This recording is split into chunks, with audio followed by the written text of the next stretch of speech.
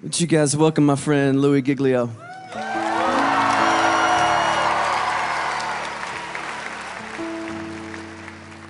You guys can have a seat. Thank you so much. Man, what a great confession. We're calling this, I think you knew this already, the How Great Is Our God Tour.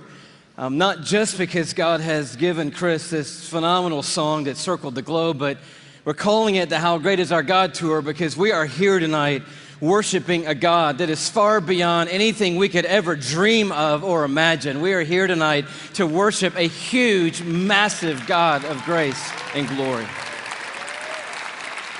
If there's anything that could happen tonight, our heart is that we will leave tonight with at least a couple of things having happened to us. One being that our view of God will be completely blown up all over again, and that the view that we have of God will be expanded in this place tonight. And that we will leave here with the confidence that He is able to hold on to us and hold us together no matter what circumstances come our way in this lifetime. And if you were with us on the Indescribable Tour, we sort of took a swing at that first part, looking at the bigness of God and the greatness of the universe. Anybody make it out to the Indescribable Tour, by the way? A few of you guys were there. The story of it in a nutshell was that the heavens are telling the glory of God. Their expanse declares the work of His hands. In other words, all you have to do is look up and you see the size of the God that we're worshiping tonight. We ended that, just a little review, with this galaxy right here, the Whirlpool Galaxy. You're like, man alive, we're talking about astronomy at a Christian worship service. Why not? The God that we're worshiping tonight is the one who created that right there. It's called the darling of astronomy. The reason why is it's sitting completely perpendicular to us on Earth, and when we look up at it, we get this beautiful view. But check this out. The Whirlpool Galaxy is 31 million light years away from where you're sitting right now. Okay, they got nothing in here tonight. 31 million light years away. That's just the first little thing we got to catch up with tonight. By the way, the story opens like this. In case you forgot, in the beginning, God created the heavens and the earth, and He said, "Let there be light," and there was light. And that was a phenomenal moment when that happened, because light came out of the mouth of God traveling 186,000 miles a second. That's how fast light is traveling through the universe. And so a light year, therefore, is how far light travels in 1 year, and I'll do the math for you. It's 5.88 trillion miles is a light year. So as we talked about before, when you start to get around in the neighborhood of God, the mile is not going to help you. The yardstick, the ruler, the tape measure, these things are of no value in the universe that God has made. We're using a ruler called a light year that's 5.88 trillion miles long. And if you'd like to go to the Whirlpool Galaxy, be my guest. All you have to do is multiply 31 million, that's how many light years it is away, by 5.88 trillion miles, and that's the distance that you've got to cover. Anybody with me so far? I'm wondering, are there any science lovers here tonight? Because we're going to have a little scientific content tonight, and I need to know if anybody's going to be with me so far. So you do the math, or you could look at it a different way. You just have to travel 186,000 miles a second for 31 million years, and voila, you will arrive at the Whirlpool Galaxy.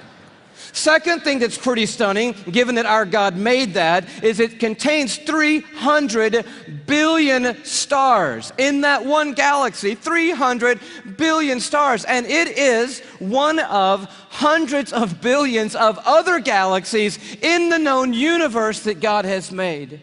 And it just reminds us all over again tonight, man, this God that we're singing to tonight, He's enormous. He's bigger than anything we've ever dreamed of. He's bigger than our wildest imagination of Him.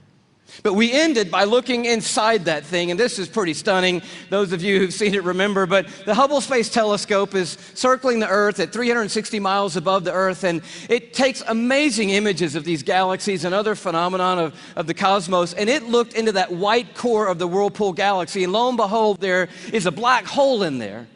And we'd never seen it before until Hubble could take an image of it, and I found this on NASA's site, hubblesite.org. This is what Hubble sent back to us from 31 million light years away from the black hole core of the Whirlpool Galaxy. They send us back this image right here, and it's just crazy. It's crazy. It's the glory of God, the grandeur of God. It's the grace of God and the mercy of God everywhere we look. It's the imprint of God in all of creation, everywhere we turn. And tonight we just want to begin with the bigness of God, the grandeur of God all over again. We're going to do it by looking at 4 stars. Can you handle 4 stars tonight? The first one's easy because there's just one star in our solar system, and that star is called the sun. Thank you very much. Yes, it's our own star. It's there's an image of it for you, by the way. It's a little more fierce than we often think. It's 10,000 degrees Fahrenheit on the surface, but what I want you to see about it is how big it is. It's 93 million miles away, so when you're looking up in the sky, it's pretty good pace out there. By the way, light traveling 186,000 miles a second, it's only taken 8 minutes to cover that 93 million mile journey to touch your skin here in Atlanta, Georgia. But what I want you to see is the size of it. It's like 1,000,000 times the size of the earth, and that matters to us tonight when you hear what the psalmist said. Listen to his words. By the word of the Lord, this is Psalm 33, the heavens were made. In other words, God didn't lift a finger when he made the universe. By the word of the Lord, the heavens were made. But he goes on to say, their starry hosts by the breath of his mouth.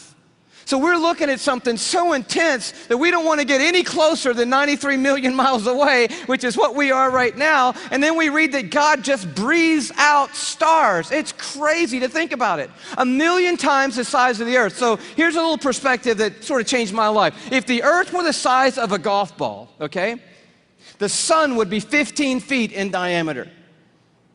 Okay, that didn't seem to move anybody either, so let me try it a different way. Let me just try it just a different way. I thought I might need this, so I brought a golf ball, okay? So all through the evening, this is going to represent Earth, all right? So this is where we are. I need everybody in the building to look as closely as you can and find yourself, okay? And when you found yourself, I want you to nod your head so that I know you've located you on the earth, okay? You're nodding your head? Okay, you found yourself. If the earth were a golf ball, the sun would be 15 feet in diameter. That's not 15 feet in diameter. Can we blow that up just a hair and maybe give them 15 feet in diameter? So here's a little perspective for you, okay? Is this working for anybody? Here we are on the earth, and that's the sun. It's so big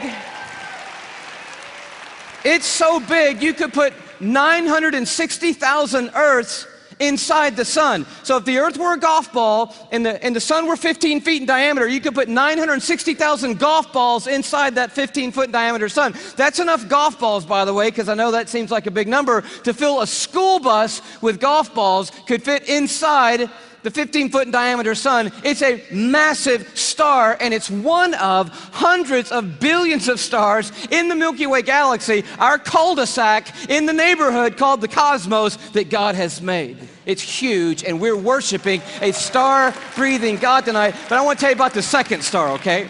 Because the second star absolutely wrecked my life. I heard about it when I was a high school student here in Atlanta. One of our youth leaders did a talk, and he mentioned this star. I didn't know how to talk to God for about 2 months after I heard about this star. It's called Betelgeuse or Betelgeuse. You can pick your pronunciation. I'm obviously going with Betelgeuse, and Betelgeuse is incredible. Here it is in the night sky. I know it doesn't look incredibly ferocious, but it's 427 light years away. So that's 427 times 5.88 trillion miles away from us right now. Draw it in a little closer with the Hubble Space Telescope, and you can start to get a little bit of the feeling of its intensity. But this is the crazy thing about Betelgeuse. Are you ready for this? Betelgeuse is twice the size. Are you ready? You think I'm going to say twice the size of the sun? Oh no, it's twice the size of the Earth's orbit around the sun, Betelgeuse is. It's crazy. If the earth were a golf ball, Betelgeuse would be the height of 6 Empire State Buildings on top of each other. Now, come on, have you seen the Empire State Building? I mean, maybe what you're going to need to do is gather the family, get a golf ball, get some plane tickets, and fly up to New York. And you're going to go into Midtown, you're going to take your golf ball and put it on the sidewalk outside the Empire State Building. Don't worry about people thinking you're crazy. They're not even going to notice you in New York. You're going to go across the street. You're going to look up at the Empire State Building and imagine 5 more Empire State Buildings on top of the Empire State Building. That's Betelgeuse, and that's the earth, and somewhere you're on it.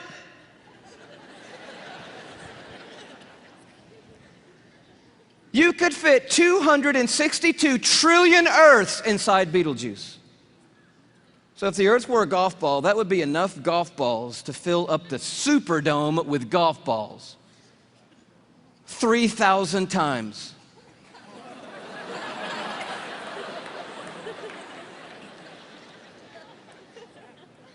When I heard that as a teenager, that stumped me right there. Because most of my praying had been advising God, correcting God, suggesting things to God, drawing diagrams for God, reviewing things with God, counseling God. The third star, can you go a little bit bigger with me? The third star is called Musifi. Here it is in the night sky. It's that gold star to the top left. We have the big image of it. It's 3,000 light years away, but I just want you to see it in the span of all these little glittering stars so that you know that at times when you look up at night, it is not just twinkle, twinkle, little star, how I wonder what you are. I'm telling you what you are. What you are is intense and huge and massive and ferocious is what you are. And this one used to be called Herschel's Garnet Star. Check it out. If the Earth were a golf ball, Musifi would be the width of 2 Golden Gate bridges end to end. Apparently, you're going to need to go from New York to the West Coast. Go to San Francisco with your family and your golf ball. Place your golf ball at the beginning of the Golden Gate Bridge. Go across the bay into Oakland to a high place where you can see the entire Golden Gate Bridge. Another second Golden Gate Bridge will be in your imagination. Span all the way back the 2 Golden Gate Bridges to the very beginning and find your golf ball over there. That's the Earth, and somewhere you're on it. One of the stars in the Milky Way galaxy. It's so big you could fit 2.7 quadrillion Earths inside this one star. Thank you so much. Where have you been all night? Now, quadrillion we have not talked about, and I need to explain this just briefly because I don't know about you, but I do not understand the national debt or any numbers bigger than about $875.28. I get that number. Go bigger than that, I don't know. But you need to understand a quadrillion, okay? Because this star is crazy big. A quadrillion, let's do it this way. Everybody knows a million, right? How many of you know what a million is? You can kind of get your head around a million. Everybody? All right. You know that a billion's 1,000 million, and a trillion is 1,000 billion, and a quadrillion is 1,000 trillion, right? Everybody knew that? Here's the perspective. This changed my life, right? A million seconds ago, 12 days ago. Isn't that cool? See, that saves you doing that on your little calculator at home, which I dare you to try to do when you get home tonight. But a billion seconds ago? You're thinking, oh my goodness, if it's 12 days ago, I'm going all the way back to like September with you, Louie. This must be crazy, right? How about May 1975 is a billion seconds ago? You're like, whoa, that's a little bit bigger than a million. Oh yeah. A trillion seconds ago, you're like, I'm on the 1800s. No. Christopher Columbus? No. 29,700 BC is a trillion seconds ago. A quadrillion seconds ago, 30,800,000 years ago is a quadrillion seconds ago. We're talking about a really large number, and Musifi is so big, you could put 2.7 quadrillion Earths inside this one star. But it is not even the biggest star we have found. I love science, and science has just brought us the largest star they found. It's called, are you ready for this? Canis Majoris. Now, I'm no linguist, but that's a cool name for the biggest star we've found so far.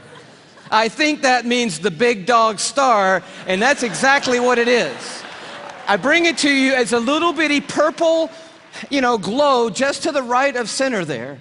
But Canis Majoris, oh wow. If the Earth were a golf ball, Canis Majoris would be the height of Mount Everest.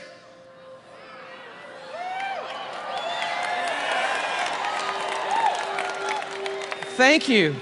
You just saved your family plane fare from California to Kathmandu, Nepal. Almost 6 miles above sea level, the highest point on the planet, and I just dare you to get up there and unzip the parka and pull out your golf ball.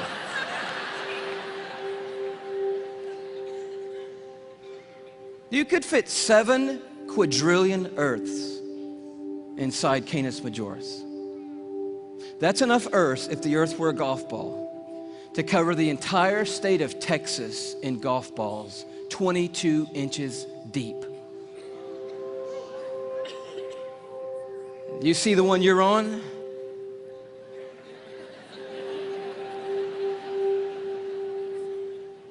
Maybe this will help a little bit more. This absolutely blew my mind. Just a little journey through our solar system. Everyone knows our planets and sort of how we fit in to the story here. You see really quickly that we're not even the biggest deal in our own solar system, but as Earth comes by, you have to know tonight that we are living on a privileged planet. Anyone would tell you we're living at one of the most special places, if not the most special place in all of creation. But Neptune comes by and Saturn and then Jupiter, and you're like, okay, we're not all that big, even in our own little cul-de-sac.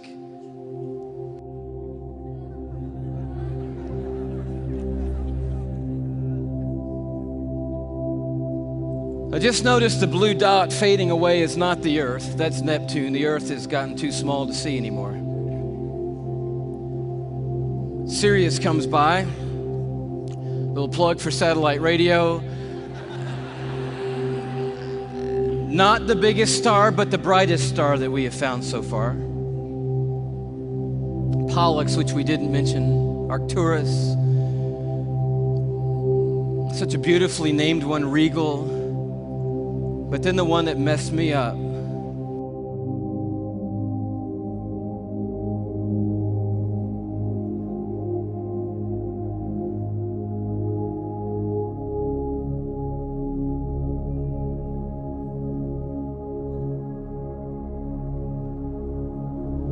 Our third star, Musifi. Musifi's cousin, W. Cephei.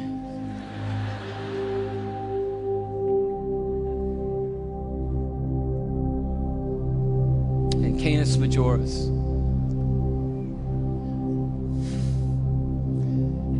And do you know that you couldn't come up here right now with a Sharpie and make a mark on the screen that would approximate the size of our sun? You couldn't even do it. I mean, when you look at these in their relative size, we just have to put a little arrow over there that says, if you could put the sun on here, which you can't, it would go somewhere about here.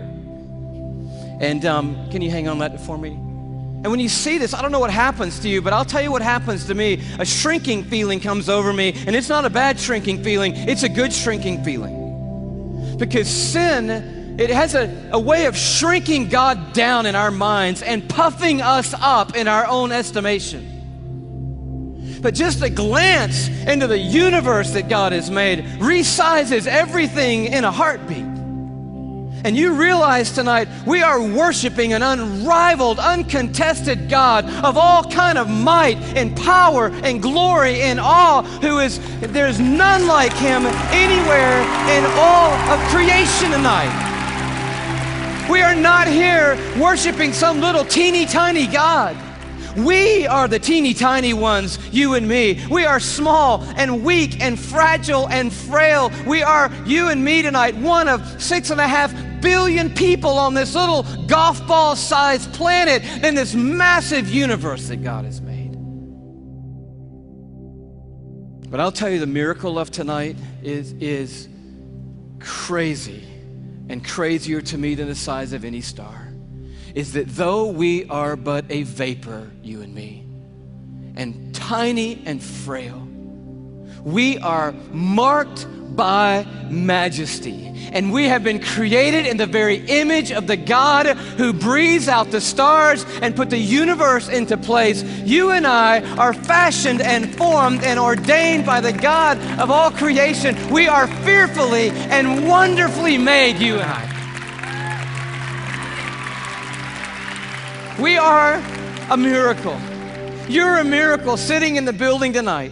If I could just remind you just for a moment, you are somebody incredibly special. Let me just dial back to the beginning, and I know you know this already, but in the very, very beginning, here's how you happened, okay? One cell from your mom found one cell from your dad. Now, there's more involved than that, but that's enough for us right now. And by the way, we should applaud the one cell from your dad, because that one cell did a pretty heroic thing to be the one cell in the story that we're talking about tonight. One cell from your mom met up with one cell from your dad, each one carrying 23 chromosomes. The one from your mom was carrying half of her DNA. The one from your dad was carrying half of his DNA. And those two cells met and merged into one single cell. And when they did, those chromosomes matched, and they began to form together a brand new DNA code. Using 4 characters, 4 nucleotides, they begin to write out what we have now discovered is the 3 billion character description of who you are, written in the language of God. They wrote out your DNA, your human genome of 3 billion characters made up of those 4 simple nucleotides. And when they did, they described who God had ordained you to be. In that one little simple cell. Scientists say if you took the DNA out of that one little cell and stretched it out, that DNA would be 6 feet long, 3 billion characters stretched out to 6 feet long. So amazing that if I were to read your DNA, reading 1 character per second, night and day, it would take me 96 years just to read the description of you. And when they formed together, they wrote out and painted a picture which had never been written before in the history of humankind. And then that cell did the unthinkable. It set out to build that model from one cell. I'm telling you, you are a miracle sitting in this building tonight. And you have come a long, long way. I mean, here you are. This may not be in the family photo album, but here you are at 3 days old. 16 cells of you. You say, what in the world is that? It's a 16-cell human embryo on the tip of a safety pin at incredible magnification. So by now, that one cell had turned into 16 cells on its way to making the 75 trillion cells that make up your body tonight. Every one of those 75 trillion cells containing that 6 feet of the 3 billion character DNA code that you. There's so much DNA in your body, by the way. If you stretched it all end to end, there'd be enough DNA to go to the moon and back inside your body. 178,000 times. That's how amazing God has made you to be. 75 trillion cells in your body. And when I told you that, 50,000 of those cells died and were replaced by brand new cells when I told you that. And then just now, 50,000 more cells died and were replaced by brand new cells. It's happening every 3 seconds, day and night, all the days of your existence. And you wonder why you're tired all the time. I'll tell you, you're doing some amazing stuff night and day. We're miracles, you and me. I love the way Augustine said it, one of the great fathers of the church and of the faith. He just nailed it when he said it like this. Men go abroad to wonder at the height of mountains, the huge waves of the sea, the long course of rivers, the vast compass of the ocean, the circular motion of the stars. But they pass by themselves and they don't even notice. In the womb, miracles happening every moment. Here you are at 5 months in the womb. You remember those days? Those were the good old days. And just miracles happening every second. Let me tell you about one. Million optic nerve endings left the optic nerve center of your brain in the womb, headed for 1 million optic nerves that had left your eye. And they had to meet and match their exact partner. 1 million looking for 1 million. And when they found their exact partner out of 1 million and matched up together, in that instant you had sight. And anyone would tell you that to this moment, the most technologically advanced thing on planet Earth is your eye.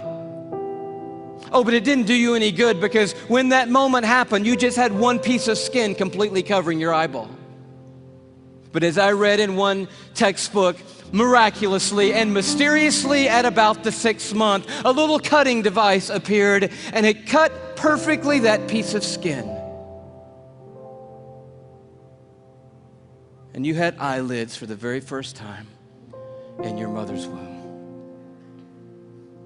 You are fearfully and wonderfully made. And the God of the heavens is the one who fashioned you together. And he knows your name tonight. And he knows every single thing there is to know about you.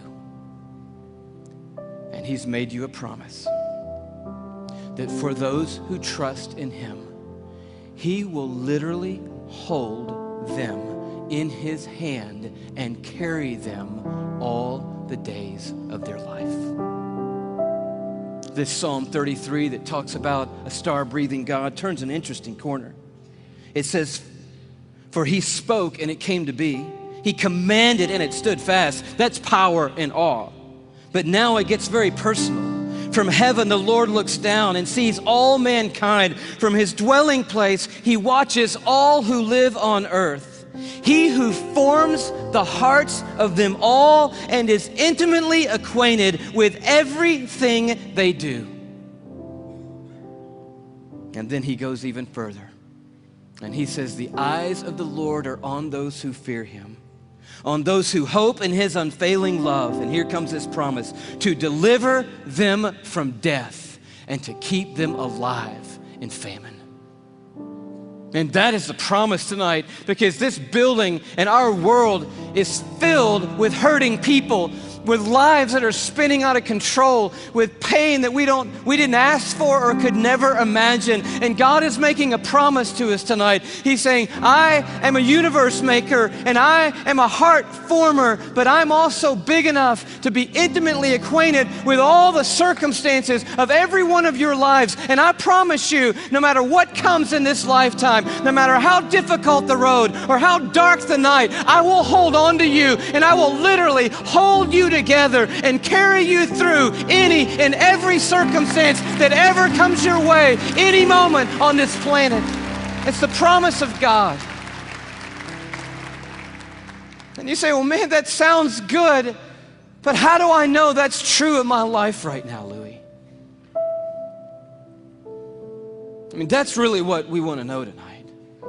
And I'll tell you how you can know tonight that God will always hold you together no matter what. It's by looking a little deeper into the human body, and it's a little protein molecule called laminin.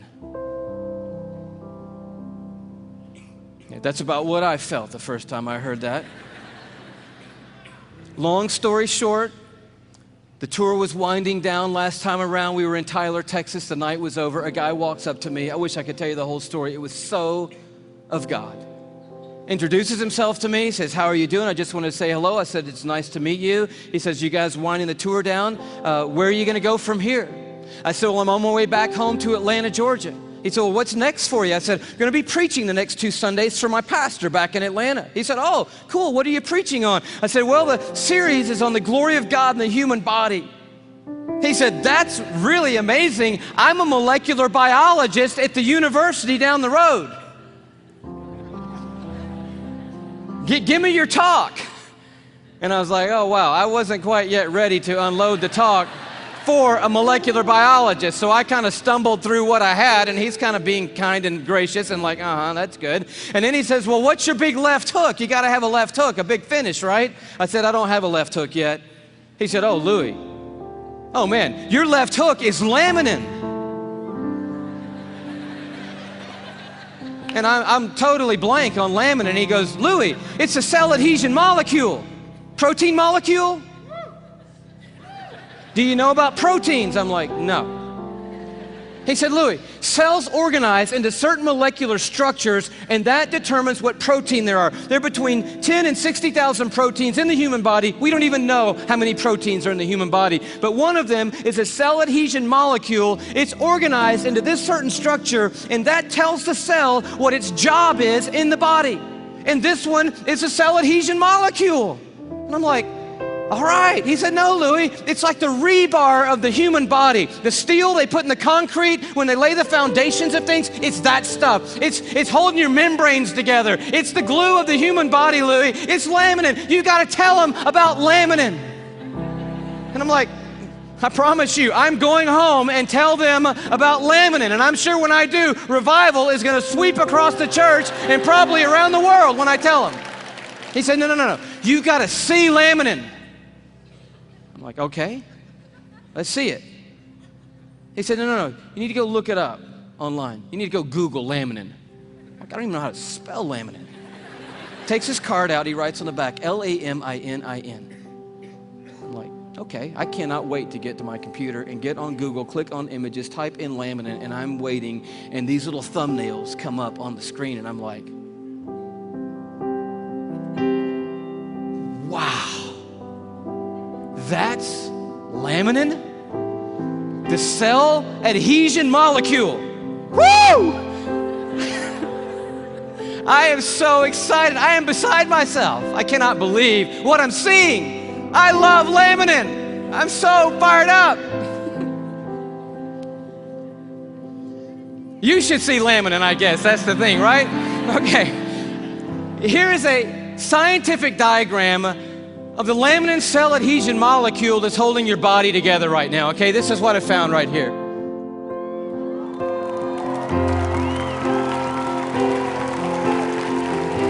No, come on, that's crazy. That's just crazy. I just can't believe it. I emailed that guy back so fast, I'm like, wow, what in the world? He said, you want to see an actual laminin molecule? I'm like, oh no, man, the diagram was cool for me. I'm happy with that. Don't bother sending anything else. I'm like, yes! And he sends me this image, an electron microscopic image of an actual laminin protein molecule. It looks just like this.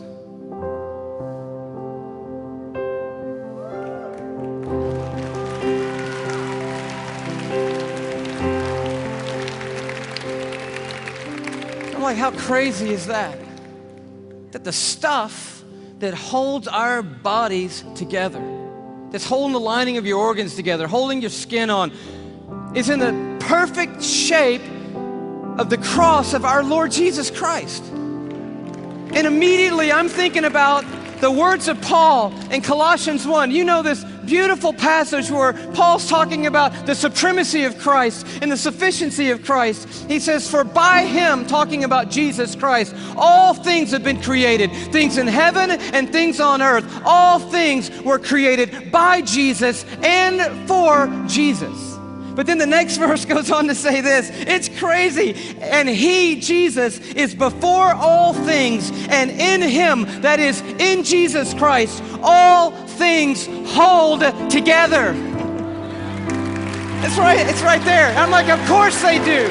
Of course they do. Everything holds together in Jesus Christ. And he goes on at the end of this paragraph, and he just tells the story of grace.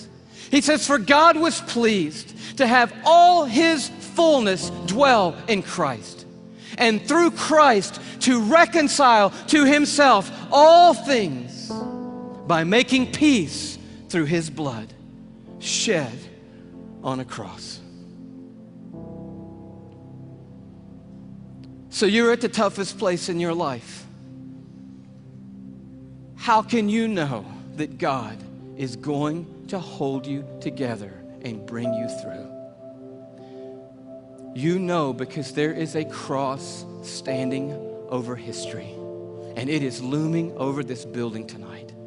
It is the place where the star breather became the sin bearer, where the universe maker became mankind's Savior. And it is proof that God doesn't always change the circumstances. He did not change them for Jesus on that hillside outside Jerusalem. But the cross is also proof that God always has a purpose in the circumstances, and that His purpose and His plan will prevail and will triumph through any circumstances in this world.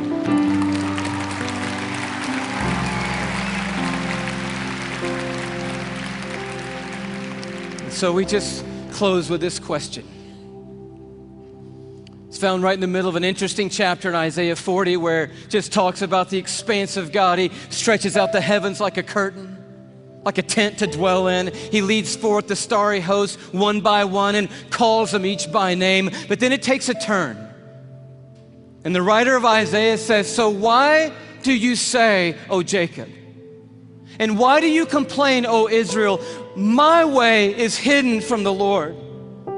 Or say, "My cause is disregarded by my God." In other words, there was a moment in the history of Israel when they felt like God had completely lost sight of them. That yes, I believe that God is big enough to make the world. I even believe that God ordained and made me. And now coming present tense, I'll accept the fact that God gave His Son on a cross. But what I really need to know right now, what really matters most to me right now is, does God see what I'm going through? Does He see what I'm carrying? Does He know that I can't take one more step or one more day? Does He care? And can He do something? That's what I need to know. And Isaiah answers, and he answers with another question. And it's a question for us here. He says, "Do you not know? Have you not heard?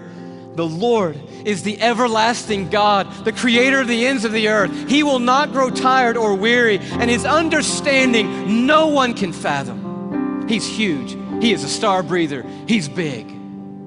But listen to what He loves to do. That God, that creator of the ends of the earth, that I do not grow tired or weary, that my understanding's too great for you, that God, here's what He does. He gives strength to the weary, and He increases the power of the weak. For even the youths will grow tired and weary, and young men will stumble and fall. But those who hope in the Lord, another translation, those who wait upon the Lord. The Hebrew word simply means this. When it says hope and wait, it means that those who stand right in the midst of the craziness, right in the midst of the pain, right in the midst of the chaos, right in the valley of the shadow of death, and they don't gloss over it. They're dealing with the hardest stuff in life, but standing in the middle of it, they say, "You know what? I don't see what God's doing. I don't understand what the plan is, but I'll tell you one thing. I am not going to give up on God, and I'm going to stand right here in the middle of this moment, and I'm going to trust that God is sitting on a throne, that He has a purpose for my life and a plan for my life. And I believe I'm going to see the goodness of God in the land of the living, and I'm not going to stop believing that no matter what." That's what the word means, to wait and to hope on the Lord. And He said, and here's the promise. You're going to wake up to rosy circumstances? No.